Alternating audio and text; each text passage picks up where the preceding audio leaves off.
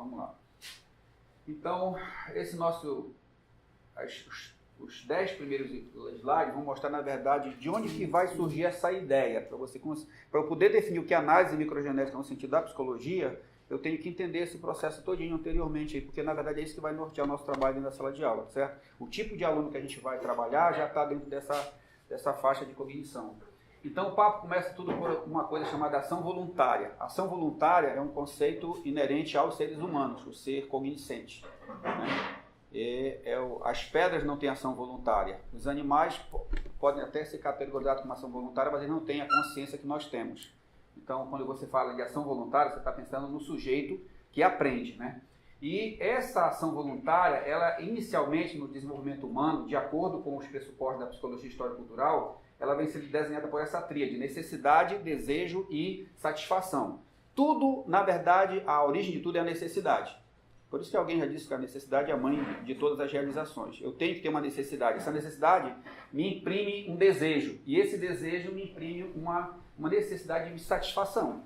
Aí como é que a criança administra isso? Essa satisfação para a criança, no primeiro momento, ela é satisfeita imediatamente. Ela tende a satisfazer, ela procura satisfazer a necessidade dela imediatamente. Então, o que ela quer, ela tem muita pressa no que ela quer. Ela quer logo. As necessidades dela são sempre para antes de ontem. Ela não tem projeção para o futuro, né? E o problema é que essa manutenção do desejo, se ela não consegue satisfazer, ela deleta. Esquece. E aí está tudo feito. Eu tenho uma necessidade, me gera um desejo de satisfazer, mas eu não consigo satisfazer, então deleto aquilo, aí acaba o desejo e a necessidade vai para o espaço e fica tudo bem, eu continuo feliz. A criança consegue fazer isso como organismo de defesa dela. Só que tem um problema, tem uma hora do desenvolvimento que ela sente o desejo, a necessidade, gera o desejo e a satisfação não é plena ou não acontece, né? E aí ela é persistente, ela permanece lá e ela não consegue mais administrar o esquecimento, ela não consegue esquecer. Então ela passa para a seguinte experiência: desejos, necessidades que imprimem desejos e a satisfação não consegue ser resolvida e ela não consegue esquecer. Ela não esquece, mas também não perde desejo. Então ela continua com interesse duradouro. E aí surge a ideia da motivação, né? É o John Dewey que diz, né, se a gente consegue, se algum professor consegue motivar o aluno, então o resto está resolvido. Tem remédio para motivar as pessoas? Você consegue fazer alguma coisa para motivar as pessoas? O cara está motivado, ele se envolve no processo. Por quê? A motivação ela é resultado justamente dessa não satisfação. E ela permanece, só que o desejo continua, ele quer satisfazer, então ele se motiva para resolver aquele problema. E aí ele desperta então a sua atenção. Então ele está motivado e a atenção. Essa dupla dinâmica, quando entra em ação, motivado total, porque quero resolver o problema. E eu tenho atenção, quer dizer, o ser que aprende está voltado com a atenção dele para aquele objeto, aí dispara o gatilho da aprendizagem. Então, a ideia da psicologia histórica nessas pesquisas é justamente promover o mesmo ambiente que leva o ser humano a aprender no desenvolvimento dele normal para dentro da sala de aula. A ideia, na verdade, é a mesma.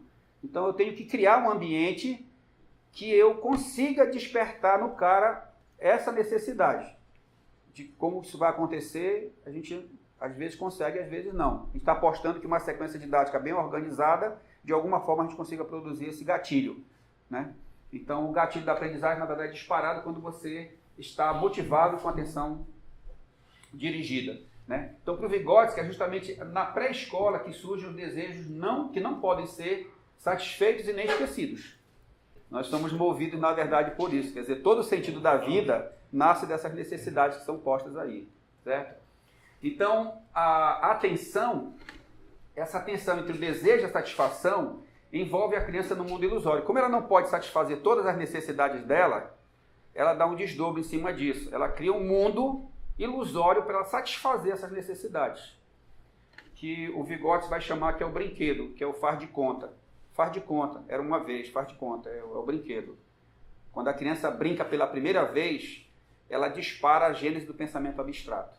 O que parece ser uma brincadeira, na verdade, não é uma brincadeira, é uma construção magnífica que o ser humano, na verdade, consegue fazer. E por que isso? Porque antes dela brincar, o que acontece? Tem uma fase da criança que ela não brinca. O pensamento dela, a ação dirigida dela, a ação voluntária, é dirigida pelo objeto. Ela vê uma porta, ela quer entrar e sair na porta. Vê uma escada, ela quer subir e descer. Ela é escrava do que ela vê, na verdade. E depois que ela percebe, no segundo momento, que ela passa a brincar, acontece uma modificação.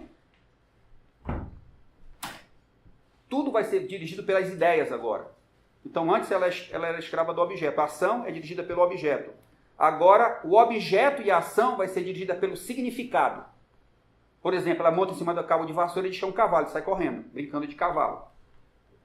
Aquilo não é um cavalo, mas ela substituiu aquilo por um cavalo. Então, ela se dirige àquele objeto e imprime uma ação, não porque aquilo é uma vassoura que é para varrer, mas porque é um cavalo. Então, agora, tudo vai ser dirigido pelo significado que ela vai atribuir para as coisas, e não mais pelo objeto. Muda tudo. Então, essa situação imaginária é a característica que o Vygotsky chama a situação imaginária, que é o brinquedo. Vamos lá, pode ir. Aqui é o faz de conta, né? E aí ele chega lá embaixo. Se por um lado o agir é a partir de uma situação imaginária e não a partir do brinquedo, que percebe, a criança aprende a controlar voluntariamente as suas ações. Então, ela não se sujeita mais o ímpeto de agir pelo objeto. Ela deixa de ser escrava do que ela vê e passa a dirigir a ação voluntária dela pelo objeto. Então, ela passa a controlar isso aí, né? Então, assim, o pensamento abstrato seria a capacidade de controlar voluntariamente as próprias ações, que são aspectos fundamentais da atividade consciente, que nos torna diferente de todos os seres humanos. Tá certo? Os animais, eles têm, em alguma medida, isso também, só que eles não chegam na profundidade que o ser humano chega, no nível de abstração que o ser humano chega. É nesse contexto, então, que surge essa ideia da ZDP, que seria como é que a zona de desenvolvimento proximal ela vai ajudar a disparar esse gatilho, né? Então, a submissão da criança às regras implícitas no comportamento do brinquedo cria uma zona de desenvolvimento proximal, que potencializa o desenvolvimento abstrato, do pensamento abstrato, o significado subordinando o objeto. Quer dizer, ela não tem ideia sobre aquilo que ela vai aprender, mas através da ajuda do adulto, ele vai conectando esses dispositivos que vai modificando o objeto que ela percebe. E como ela já tem essa iniciativa de não agir direto sobre o objeto pelo primeiro impulso, ela vai dando, quando você modifica os significados, ela vai modificando também a ação dela sobre aquele objeto. E ela conseguiu fazer isso na Gênese, ela fez quando ela brincou pela primeira vez. Ela cria uma regra e se sujeita à regra. A Gênese do brinquedo, na verdade, é isso.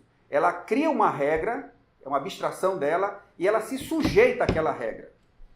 Ele cria os personagens, cria as regras, e todo mundo que quer brincar tem que o quê? Se sujeitar à regra.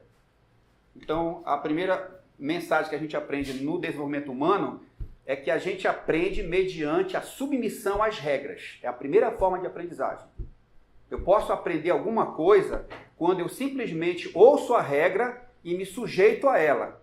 E desenvolvo, e o resultado daquilo eu vou avaliar. E a ZDP, quando o Vygotsky percebeu, ele percebeu justamente nessa questão do brinquedo. O brinquedo ele tem essa capacidade de criar a zona de desenvolvimento proximal. Ele diz o seguinte: a ação educativa tem que incidir entre aquilo que o garoto faz sozinho, que ele chama de nível de desenvolvimento efetivo, é aquilo que você dá para o moleque fazer e ele faz sozinho, sem ajuda de ninguém. E aquilo que ele pode fazer com a ajuda do adulto, que ele chama de nível de desenvolvimento potencial. Então, o que eu consigo fazer só e aquilo que eu posso fazer com ajuda, então todo investimento educacional tem que incidir entre uma coisa e outra. Tem que ser provocado aqui. A aposta que nós estamos fazendo quando investimos nessa lente, que é a análise microgenética, para ver essas possibilidades, é justamente achar que a sequência didática que a gente está propondo, ela está provocando essas ondas de verbalização que vão demonstrar o interesse do cara sobre o objeto, a mudança de significado são os indícios de aprendizagem. Ele muda o significado sobre o objeto inicial que tinha e a partir da mudança de significado ele muda o comportamento e passa a agir de uma outra maneira. Entendeu? Então, na verdade, o que eu vou fazer o tempo todo é pensando naquilo que ele domina e naquilo que ele pode dominar com a ajuda do adulto, no caso do professor, mediado pela sequência didática. Aí tu tem algumas marcas distintivas do pensamento do Vygotsky, né? Que é exatamente isso aqui, olha, nunca consideraram a noção de que aquilo que a criança consegue fazer com a ajuda dos outros poderia ser, de alguma maneira, muito mais indicativo do seu desenvolvimento mental do que aquilo que ela pode fazer sozinha.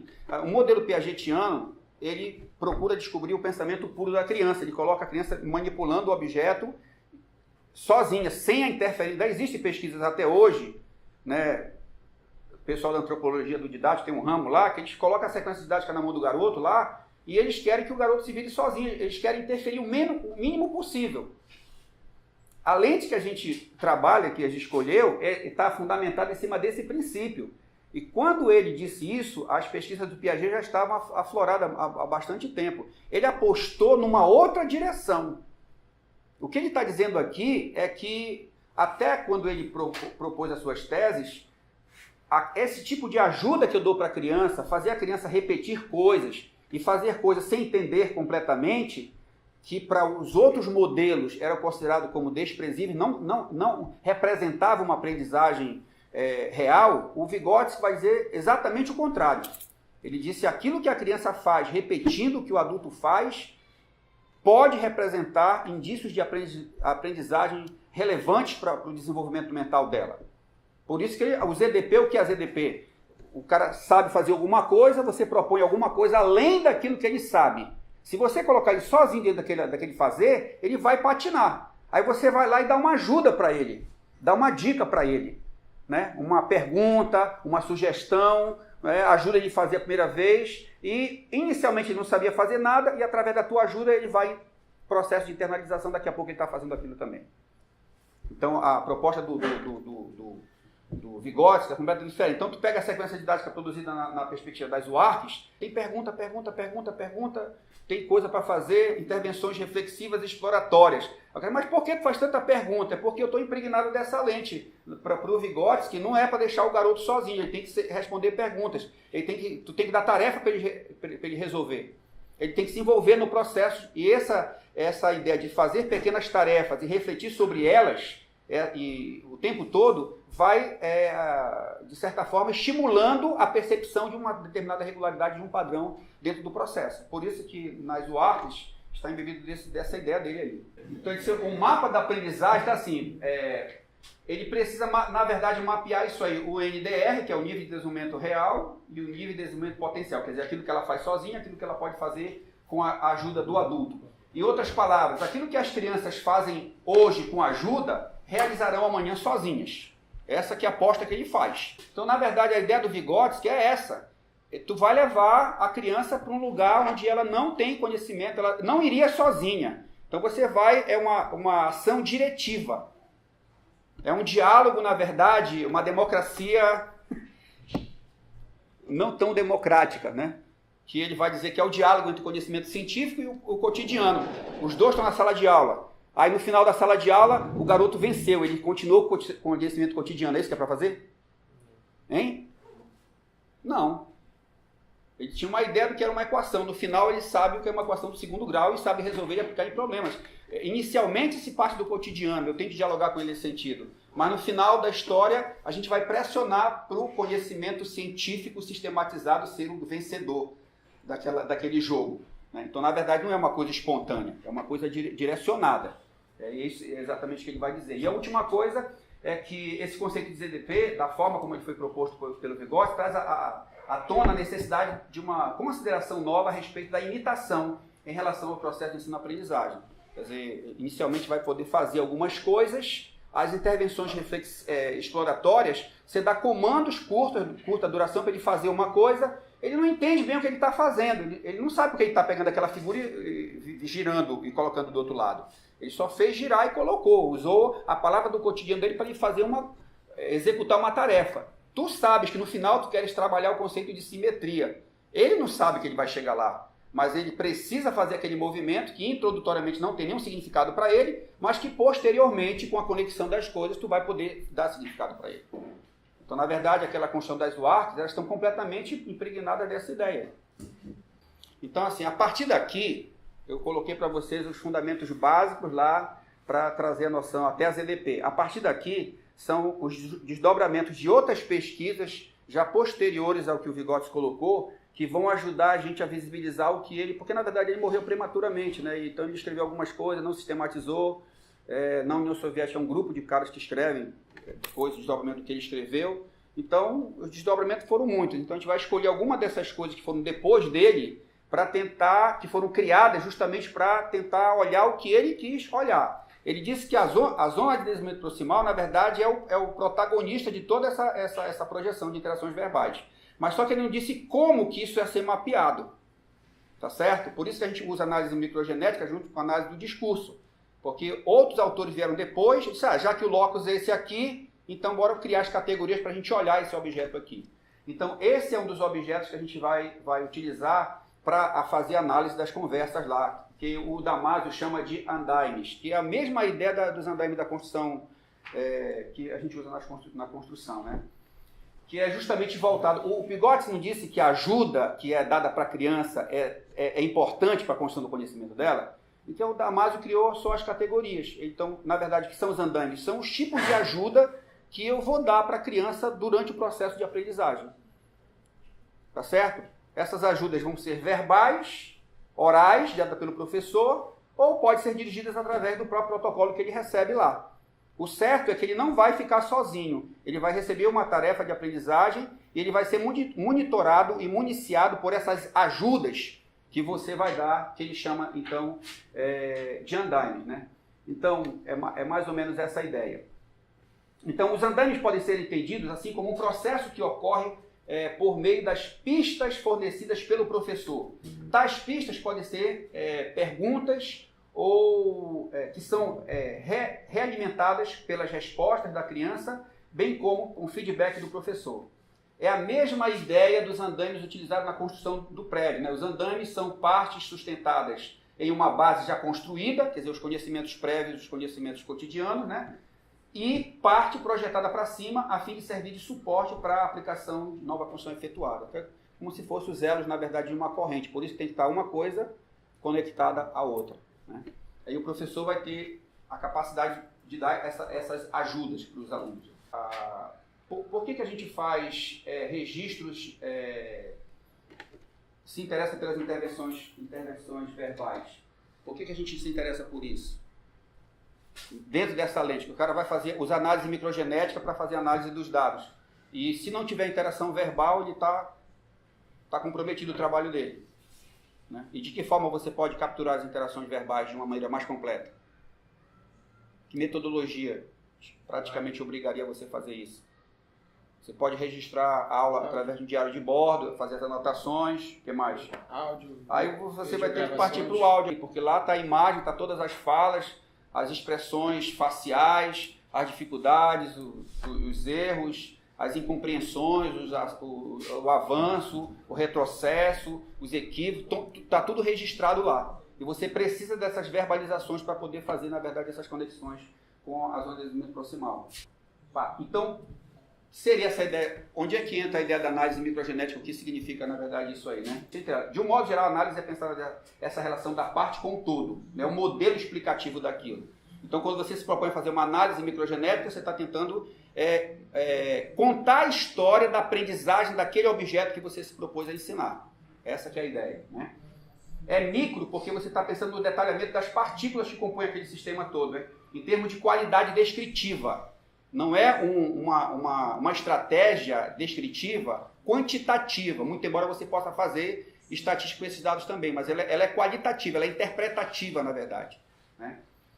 E ela é genética porque identifica as origens dos desencadeadores desses processos. O cara não estava aprendendo até determinado momento, teve dificuldade de aprender aquele objeto. Aí, durante a aula, uma fala que o professor deu, ou uma fala que o aluno deu, uma pergunta que alguém fez, ao responder aquela pergunta, destravou todo o sistema, né? Aí você pode orientar que aquela fala, ou aquela pergunta, quando ela veio para baile, que ela foi respondida, na verdade ela projetou todo o desenvolvimento a partir de uma única pergunta, uma sugestão. Quer dizer, uma pergunta, uma colocação, dispara toda uma compreensão. Aí vai para a segunda discussão, até que aparece lá mais um conceito, agora consegue ordenar sequencialmente as coisas. Então é mais ou menos assim que funciona. O que eu vou fazer na análise microgenética é identificar exatamente essas falas, essas verbalizações que mudam o significado. E mudando o significado, muda a atitude dele em relação ao objeto. É que a gente chama de indício de aprendizagem. Né? Então, uma implicação é que quem faz a opção por esse modelo tem como principal foco a investigação do processo e não unicamente ou enfaticamente dos resultados. Então, não me interessa, pois, quem faz análise microgenética, dizer que no início do processo o cara acertava 10 e depois ele passou a acertar 80 das questões que foram propostas. E isso não vai dizer muita coisa para a gente. O que a gente, na verdade, quer é olhar para dentro do processo. Processo de construção. Você vai contar a história do processo de aprendizagem daquele conceito. Então, o palco da análise microgenética são as interações verbais. Exige um instrumento que possibilite a identificação dessas transições genéticas. Esse é um termo que vai aparecer lá. Quem for fazer aquele resumo lá da análise microgenética, esses termos vão aparecer. O que é essa transição chamada genética? O que é uma transição genética? Então, esse significado é interessante também. O processo de internalização na psicologia histórico-cultural acontece de fora para dentro. Então, o conhecimento é de fora para dentro, da cultura para dentro. Né? Então, quando você ressignifica aquele objeto, ele passa a ser uma propriedade sua. E você vai descrever, na verdade, como é que acontece esse processo de transição. As indas e vindas, as dificuldades que foram tendo, até que você percebe que o sujeito, ele acalmou. Diante daquele objeto, ele tem sempre o mesmo procedimento. Ele consegue se aproximar do conhecimento científico e se afastando daquela percepção mais imediata que ele tinha. Então, quando você percebe esse processo, você descreve esse processo, você descreve, na verdade, essa transição genética. Então, quando a gente fala de indícios de aprendizagem, você tem que apresentar, na verdade, aonde que aconteceram essas transições, como foi que elas aconteceram. Né? Então, é um tal objeto voltado para as minúcias, né? É o fazer agir dos sujeitos que possa identificar os indícios de aprendizagem, que são as novas posturas diante do objeto de estudo. Uma análise dessa natureza demanda intencionalidade, planejamento, tempo, atenção aos pequenos detalhes que ocorram na relação dialética da construção do conhecimento entre o sujeito, sobretudo na sua metodologia adequada às tais exigências. Né? Na verdade, uma forma de construção de dados que exige atenção aos detalhes e ao recorte de episódios interativos. É nesse sentido que uma análise orientada para o funcionamento dos sujeitos, das relações intersubjetivas e das condições sociais da situação, o ensinante, o aprendente e os aspectos sociais. Como é que você avalia o que é você tem entre sujeitos, intersubjetivos são entre sujeitos, que o professor e os alunos, ou entre aluno e aluno. Essas falas você consegue mapear. E tem o processo intrasubjetivo, que é a fala do próprio sujeito aprendente. As convicções internas que ele tem, que ele já demonstra na fala dele também. E essas convicções internas, elas são fruto das interações externas entre os sujeitos.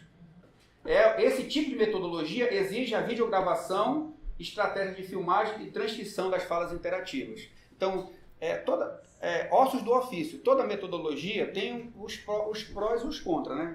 As facilidades e as dificuldades. O que é legal da análise microgenética é que você tem todo o registro verbal colocado diante de você. E você tem a história daquela aprendizagem contada ali. A tua história nessa história é olhar para aquilo e interpretar e dar vida para aquilo, fazer as conexões. Tá certo?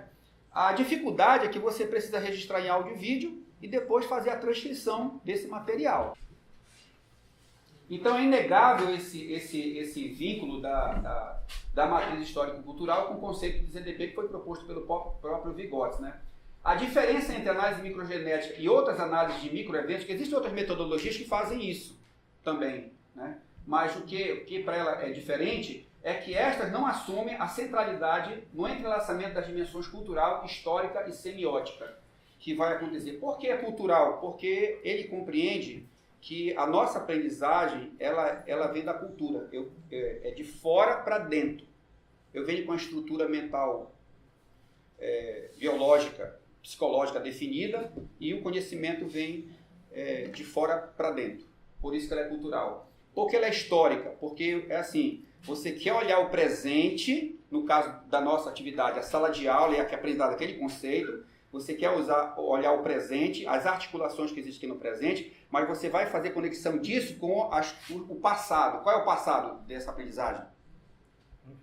São as aprendizagens anteriores do sujeito e do professor.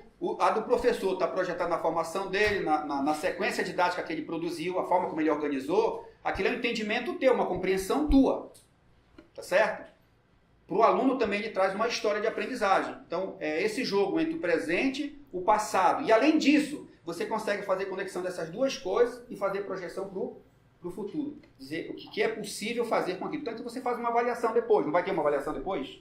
No nosso caso, por exemplo, do nosso grupo, a gente definiu que aquelas atividades que você vai fazer na oficina, que são com os conhecimentos mínimos ou com os conceitos circunscritos, como você queira falar, conhecimentos prévios, você vai fazer atividade com ele e nem vai usar nem o objeto que você vai ensinar. Não é isso que nós definimos? Você vai trabalhar com os conceitos que são importantes ele ter para construir aquele objeto. E depois da atividade toda feita, você lá no final vai fazer uma avaliação e não é a repetição desses. Tá certo? E por que você faz isso e se debruça sobre essa prática? Você está apostando numa teoria. Porque ela é histórica. Você analisou e projetou o presente, articulou com o passado, com os conceitos anteriores, os prévios, e você é capaz de projetar uma avaliação. Você traz outras coisas para ele e aposta que ele vai conseguir mobilizar e fazer. Não tem que repetir exatamente aquilo que ele vai fazer. Então, nesse sentido, a gente atrelou a metodologia com essa ideia. Né? E por que ela é semiótica? Porque a matemática, na verdade, ela é um mar dessa perspectiva da semiótica, de representação. Né? A gente trabalha com a abstração, nível de representação. Então, nesse sentido, a gente vai estar com matemática. O ensino de matemática pode se quadrar perfeitamente dentro desse sentido. A semiótica, porque a questão da mudança de significado, né, das ideias. Então, vamos estar lá. Na perspectiva da psicologia histórico-cultural, quando eu trabalho com essa ideia da análise microgenética, eu estou deliberadamente pensando nas ajudas que eu vou dar para o cara. É um foco. As minhas fala do professor, por isso que para mim, para o Miguel, que nós fizemos a opção por usar essa metodologia, fica difícil olhar um trabalho quando o cara tira do trabalho a fala do professor, as intervenções do professor. A gente precisa considerar, nesse modelo a gente considera isso, porque as pistas e os auxílios, que são os andames lá do Damasio e o foco nas EDP do Vygotsky, ela é provocada por quem? Pelo professor e pelo material que vem lá, a sequência didática vai provocar isso. Então não tem como furtar essa ação dele lá. Então isso é um marcador interessante para a gente, né? A gênese dos processos humanos. Os processos humanos têm gênese nas relações com o outro e com a cultura. São essas relações que devem ser investigadas ao se examinar o curso da ação do sujeito. Então, a análise microgenética vai para cima das interações verbais. Alguém pergunta, professor, pode fazer análise microgenética sem gravação em áudio e vídeo? Tu vai registrar as falas dos alunos no papel, tu está dando aula, não vai registrar. É complicado, né? O foco tudo está em cima das falas, das verbalizações. E eu posso usar o protocolo escrito também, mas nunca vou poder tirar do contexto as verbalizações que aconteceram ali também. E algumas pesquisas enfatizam o quê? O protocolo final. Tu tem um teste inicial, tem um teste final e o protocolo.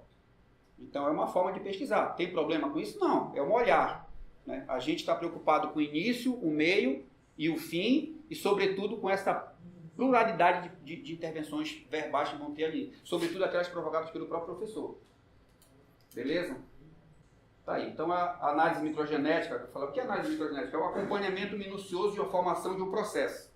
O detalhamento das ações dos sujeitos e as relações interpessoais dentro de um curto espaço de tempo. É micro porque também é curto, mas ela não é micro só porque é um delta T pequeno. Né? O delineamento planejado das ações, a definição de segmentos interativos em situações naturais e que envolve, obviamente, empiria. Não tem como você fazer análise microgenética só teoricamente. Você vai ter que fazer a aplicação de uma sequência didática e promover as interações com os alunos no real mesmo. Olha lá. O ideal é o intersubjetivo para o intrasubjetivo. Essa que é a ideia. As transições genéticas vão sair do mundo intersubjetivo, que é entre sujeitos, para o intrasubjetivo. Então, é um instrumento indicador de pistas de aprendizagem dentro do exame de processos interativos ou enunciativo discursivo. Então, aí já vamos passar para uma segunda fase. Até aqui nós falamos das EDP e dos andaimes, que é a preocupação do Damasio. A gente vai aprender a fazer isso. Eu estou mapeando as EDP. E agora eu preciso criar outro dispositivo, porque como eu estou no mundo das interações verbais, eu preciso criar uma lente para olhar também essas interações verbais. Aí o Vygotsky não fez isso. Então, são pesquisas posteriores a dele que vão dar esses instrumentos para a gente lá. Então, olha, ela não é considerada análise micro, não é considerada pelo fato de referir-se a curta duração de eventos, mas sim por ser um relato minucioso dos acontecimentos e está ligada ao uso de videogravação e à árdua tarefa da transcrição verbal. Por esse motivo, resulta a necessidade de recortes num tempo que tende a ser restrito. É genético no sentido de ser histórica, por focalizar o movimento durante o processo que relaciona as condições passadas, presentes, tentando explorar aquilo que, no presente, está impregnado de projeção do futuro. Aquilo que eu falei para vocês anteriormente, pela história. Vamos lá. Então, qual é o propósito da análise microgenética? Construir uma micro-história de processos, interpretável apenas numa perspectiva semiótica e numa remissão às condições amplas da cultura e da história. Quer dizer, o que ele está dizendo aqui para a gente é o seguinte: eu vou tentar fazer, em termos micros, o mesmo modelo que a humanidade aprendeu no sentido macro. Então ele define assim: existe a filogênese, que é a história do filo, né, da nossa raça humana, né? Tem a ontogênese, que é a minha história dentro dessa história, e a microgênese, que seria um recorte da minha vida pessoal dentro dessa minha história e dentro da história do filo. Então, nesse sentido que fazendo os recortes. A sala de aula seria um microevento, é uma microhistória. E a história, eu vou contar a história da aprendizagem da equação do segundo grau lá, então é um recorte pequeno dentro de um mais amplo. É mais ou menos essa a ideia. Então, a opção da abordagem é discursiva ou enunciativa, privilegia a dimensão dialógica, né, que trabalha com a ideia dos significados. Procura relacionar a interação, discurso e a construção de conhecimento. Qual é a consequência disso? Então, necessariamente precisamos de uma lente de interpretação do discurso. É por isso que a análise do discurso ela é utilizada como uma companheira da análise microgenética. Aí alguém no começo dizia assim: professor, dá para fazer a análise microgenética sem usar a análise do discurso? A análise do discurso vai me ajudar a entender essas interações verbais. Os autores criaram categorias para a gente identificar, na verdade, essas transições. Vamos lá. Né? Então, aqui, olha, a função do discurso. Eu posso ter uma função unívoca. Unívoca é quando os significados do que fala e do que ouve são os mesmos. Em outras palavras, tudo que eu falo é tudo que tu entende. Essa é a ideia. E tem uma função dialógica, que estabelece quando novos significados são gerados, ou seja, quando o texto deixa de ser um elo passivo de transmissão de informações entre o emissor e o receptor. Nessa perspectiva, todo o texto é dotado de uma tensão entre funções unívocas e dialógicas. Qualquer texto apresenta, em maior ou menor grau, as funções dialógicas e unívocas. Isto é, tais funções são atributos universais de todo o texto. Por que esse é o mar de subjetividade ali? Ele fala sobre polissemia e polifonia e a reconstrução de conceitos. Tais significados são vistos como polifônicos e polissêmicos, e então são internalizados pelos indivíduos. O Vygotsky disse que, na verdade, a aprendizagem consiste quando ele sai do intersubjetivo para o intrasubjetivo. O foco vai ser as interações verbais, mas ele não disse como que isso poderia ser mapeado. Né? Então, esse autor já ajuda mostrando o seguinte: essa mudança de significado ela está mergulhada desses dois conceitos, que é de polissemia, são a pluralidade de significados, e polifonia. Quer dizer, até a forma como tu te dirige aos objetos são palavras diferentes. Ó, isso aqui já interessa para a gente. A partir daqui, dessa lâmina até o final, já seria a parte prática. O que você vai usar para fazer análise microgenética. Então, o Vygotsky disse que o foco era o quê? As interações verbais. Né? Aí a gente vai registrar tudo em áudio e vídeo, fazer a transcrição e a gente vai focar isso aqui. Esse autor, ele ajuda a gente, ele faz 4 categorias de abordagem discursiva. Eu posso ter um discurso interativo, dialógico, um discurso não interativo, dialógico, um discurso interativo de autoridade, um discurso não interativo de autoridade. E quando é que ele é interativo, dialógico? O professor e aluno exploram ideias, formulam perguntas e consideram diferentes pontos de vista. Aqui tu tem a linguagem entre o senso comum e a ciência.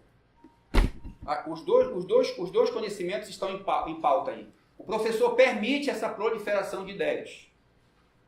Já fizeram isso alguma vez? É comum esse tipo de abordagem? Não é comum. O colega está dizendo, honestamente, não é comum. Né? É interativo porque mais de um sujeito participa e é dialógico porque você está construindo significados. Não tem um significado a priori. Então, o professor e o aluno exploram ideias. Você coloca a caixa de Pandora lá, manda o moleque trabalhar livremente. E a partir dali você começa a fazer perguntas e ele vai interagindo, o que ele está vendo, o que você está vendo, e as conversas vão sendo delineadas a partir dessas interações. Quando é não interativo dialógico, o professor considera na sua fala vários pontos de vista destacando similaridades e diferenças do objeto. Você não tem um professor que faz isso? Ele mostra como resolver um problema de um jeito, de outro jeito e de outro jeito. Você pode fazer isso assim, assim e assim. Mas ele não dá chance para o aluno. O aluno nessa hora, a fala dele é emudecida. É calada pela autoridade do professor. Mas ele é dialógico por quê? Porque ele dialoga com a própria matemática. Ele mostra várias perspectivas do mesmo objeto. Isso é ruim ou bom? Hein? Isso é bom, gente, porque isso é um aprofundamento teórico. Essas abordagens, elas devem funcionar no discurso do professor de forma caótica. Elas funcionam, uma hora ele assume esse discurso, outra hora ele assume esse discurso, outra hora ele... Está entendendo? Ele não é para assumir um único discurso, uma única abordagem. Elas mudam. Então tem uma hora que é importante. Que hora seria importante assumir isso aqui? Na formalização. Depois que ele discutiu, o aluno colocou o ponto de vista dele, você já fez toda a construção, exaustivamente as verbalizações já foram postas, o professor entendeu que as internalizações já foram feitas, ele vai lá e diz, olha, o que vocês acabaram de descobrir se chama progressão geométrica. E ela tem uma formalização e tal, e pode ser vista assim, assim, assim, formaliza. Então isso aqui é importante também. E aí, olha quem está dialogando aí. Ciência e ciência. Tá? Aí, em interativo de autoridade, o professor conduz os alunos por meio de uma sequência de perguntas e respostas, com o objetivo de chegar a um ponto de vista específico. O professor pode fazer de maneira oral, ou ele pode colocar algumas no papel para provocar o negócio. Certamente que não vai ser suficiente, porque o próprio discurso, uma hora é unívoco e uma hora ele é dialógico. Discurso perfeitamente unívoco não vai ter. Né? Então ele apenas provoca. Então aqui é senso comum ciência e eles vão se misturando. O professor vai conduzindo através de um monte de perguntas. Pode fazer pergunta na sequência didática? Depende do instrumento teórico que você usou para construir a sua sequência didática. No meu caso, eu uso as UARCs. As UARCs são embebidas da psicologia histórica e cultural e lá está previsto que eu posso usar essa abordagem comunicativa, de fazer muitas perguntas. Né? E as respostas dos alunos vão me ajudar a mapear, na verdade, como ele está pensando. Depende do que ele me responder, eu vou sentir que está na hora de formalizar ou não. E voltar para esse discurso de fazer ciência com a ciência. E o último, que é o não interativo de autoridade. O professor apresenta apenas o ponto de vista específico, ou seja, da ciência. Agora, se o cara manter esse discurso só o tempo todo esse aqui, aí está complicado, ele vai lá e apresenta. Ele apresenta o tempo todo o que a ciência diz. Está errado? Não, está certo, é o que a ciência diz. Ele está enunciando no discurso dele, está embebido apenas da perspectiva da ciência e colocando de maneira axiomática. Não tem problema nenhum, está certo? Está certo. Aí não promove as interações, vai dar pouca chance para o aluno participar. Então tem um nível de aprendizagem, isso aqui obviamente o professor ele pode mesclar essas coisas. Agora, claro, se ele primar para esse último discurso aí, no caso do adulto, talvez não tenha problema nenhum, né? O adulto sofre menos, mas se ele for com a criança apostar nesse discurso aí a disposição vai ser mais complicada. Sim, isso é uma outra coisa aqui, uma outra contribuição que está dentro, os tipos de abordagem que você pode fazer, eles chamam assim, olha, você pode fazer uma intervenção e o aluno dá uma resposta, certo?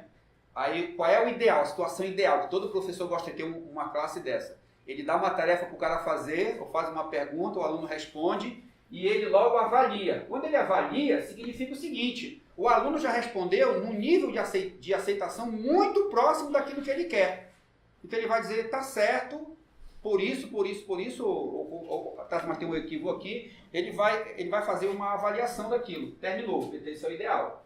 Ele pode fazer uma intervenção, o aluno dá uma resposta e o aluno comete, assim, ele está na direção certa, mas ele cometeu um erro.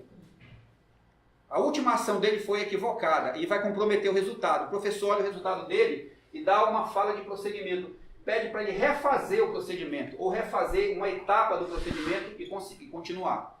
Tem essa história? Tem essa situação? Ele foi certo. Na última etapa, as duas últimas ele pisou na bola, foi para outra direção. Você vai lá, não desestimula o cara completamente. Pede para ele refazer a última etapa e prosseguir. Tá certo? É uma ideia. Dá uma tarefa, uma intervenção, o aluno responde e ele dá um feedback. Aqui é o seguinte, o aluno já está na direção certa, mas está inseguro de continuar. Aí você vai lá e ratifica. Às vezes nem precisa dizer muita coisa para ele. Você diz, vai que é tua, Tafarel. Está quase lá. Né? Então a fala do professor estimula. E aí que ele corre em direção ao objeto. Essas são as 3 tríades, mas eu posso fazer... Existem, quando você faz análise microgenética, tem recortes, que é uma briga. Você está querendo fazer o cara ver esse objeto aqui. Ele já está quase lá. Ele já fez várias coisas, só está faltando ele dizer uma coisa para fechar o ciclo. Aí quando é para dizer, ele bate na trave, ele diz fora. Aí você, não foi agora. Aí volta todo o processo. Aí você tem que voltar de novo para cercar. Então, às vezes fica assim, olha, intervém, ele dá resposta, você dá um prosseguimento. Ele dá uma resposta, você dá um prosseguimento. Ele dá uma resposta, você dá um feedback. Aí dá uma resposta, você finalmente faz a avaliação. Então, às vezes, a sequência interativa, ela é longa. E é isso que você tem que apontar na hora de mostrar lá. Os recortes da briga. Isso aqui, na verdade, já vai mapear os indícios de aprendizagem. Provavelmente, quando ele faz os recortes dessas categorias todas aqui, e aparece a avaliação, seriam os fechamentos praticamente do ciclo. O que ele tem que ver, na verdade, é a frequência desse discurso dentro do processo. Esse aqui é o outro mapa, ficou tudo muito pequenininho, ficou assim, parece muita coisa, mas seria um outro mapa. Quer dizer, eu dei aquelas 4 categorias lá discurso de autoridade dialógica, é uma forma de categorizar a análise microgenética. A outra forma de categorizar são esses tipos de intervenções que você faz. E essa seria uma outra coisa que você poderia fazer também. Olha. O que o professor faz, tudo na linguagem do professor, ele na verdade é o provocador de tudo. Dá significados, dá forma aos significados. Né? O que o professor faz? Introduzir um termo novo, parafrasear a resposta de um aluno, mostrar a diferença entre 2 significados. Quando o professor faz isso, ele está dando forma aos significados. E isso ajuda nesse processo aqui. Então, quando você se for fazer análise microgenética, que a gente pretende que vocês façam, quando for tirar os recortes, você vai procurar, na verdade, tudo isso que já está tudo mapeado. Então, eu não vou ler mais, só vou ler as categorias. Dar significado, dar forma aos significados, marcar significados chaves, compartilhar significados, checar o entendimento dos alunos. Isso aqui a gente faz muito durante todo o processo. Né? Só vou partir para a formalização depois que eu insistir nisso aqui. Ele já fez a atividade, você desdobra mais uma coisa, quando você percebe que ele está insistindo naquela posição que você realmente idealizou, aí sim você vai partir para a avaliação. Checar o conhecimento dos alunos e rever o processo da história. Esse aqui, na verdade, é o modelo da análise microgenética. Como é que é feita? Aqui, no azul, você tem um texto, imagina o texto todinho, transcrito. Você registrou em áudio e vídeo e transcreveu tudo.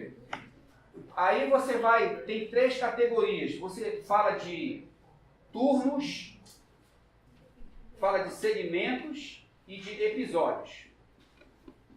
Tá certo? Então, a análise toda é feita em cima dessas 3 divisões.